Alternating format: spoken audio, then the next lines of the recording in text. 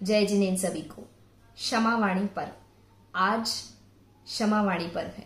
अभी हमारे 10 लक्षण महापर्व संपन्न हुए। 10 लक्षण मतलब जो 10 चिन्ह, 10 सिंबल्स हमें वीतरागता प्रकट कराने में सहायक होते हैं। अभी 10 चिन्ह कैसे थे कि हमें क्रोध नहीं करना, मान नहीं करना, मायाचारी नहीं करना, लोभ नहीं करना, प्राणी मात्र की रक्षा करने का भाव करना, 4 प्रकार के दान करना, इच्छाओं का निरोध करना, परिग्रह को कम करना और अपने में अपनापन लीन करना। ऐसे 10 धर्म को अभी हमने फॉलो किए थे। ये 10 धर्म, जो 10 चिन्ह हैं, वो हमने मोक्ष जाने की कला सीखने के लिए हमने ये 10 धर्म अपने लाइफ में फॉलो किए थे। अब आता है क्षमावाणी पर्व। तो ये क्षमावाणी पर्व कब आता है? तो ये आशोर्ज कृष्ण एकम के दिन होता है। तो जो 10 लक्षण पर्व संपन्न हुए उसके बाद ये एक दिन के गैप के बाद क्यों आते हैं? क्योंकि क्या होता है, जब भी हम कोई पूजन करते हैं या विधान करते हैं तो विधान के अंतिम दिन होता है विसर्जन, और वैसे ही पूजन के भी अंतिम लास्ट में हमारा सारी पूजन हो जाती है, तब हम अपना विसर्जन करके क्षमापना करते हैं। तो वैसे ही अभी आज पूर्णिमा के दिन भी हमारा एक पर्व चल रहा है, 2 पर्व चल रहे हैं।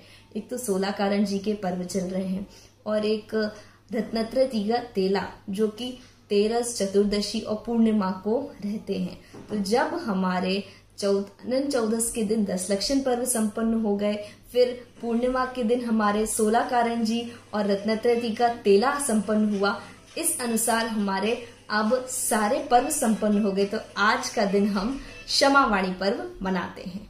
क्षमावाणी पर्व क्यों मनाएं? अब तो हमें इस क्षमावाणी पर्व में, क्षमा मतलब क्षमा धर्म तो हम ऑलरेडी फॉलो कर चुके, तो ये पुनः रिपीटेशन क्यों हुआ?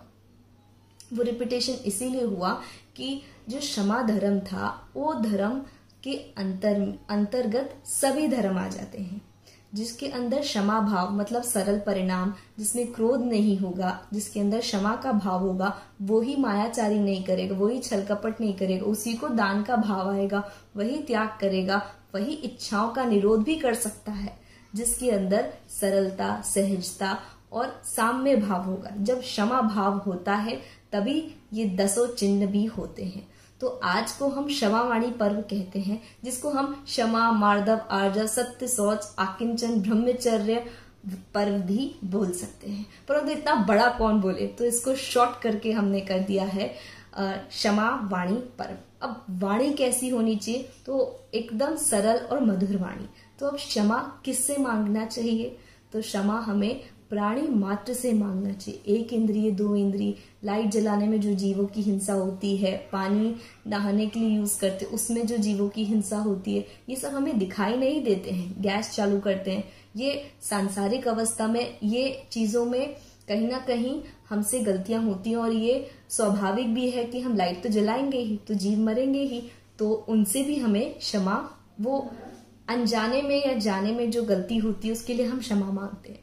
अब इनके बाद जो चीजें हमें दिखाई नहीं देती, हमने उन जीवों की क्षमा मांग ली। उसके बाद सबसे पहले हमको अपने परिवारजनों से, अपने माता पिता से, अपने बच्चों से, यहाँ तक कि अपने घर के मेड्स, सर्वेंट्स या जो दूध वाला हमारे डेली आता है, हमें उससे क्षमा मांगनी चाहिए। हम डेली मंदिर जाते हैं तो मंदिर जी में जो माली जी, पुजारी जी होते हैं, उनसे हमें क्षमा मांगनी चाहिए।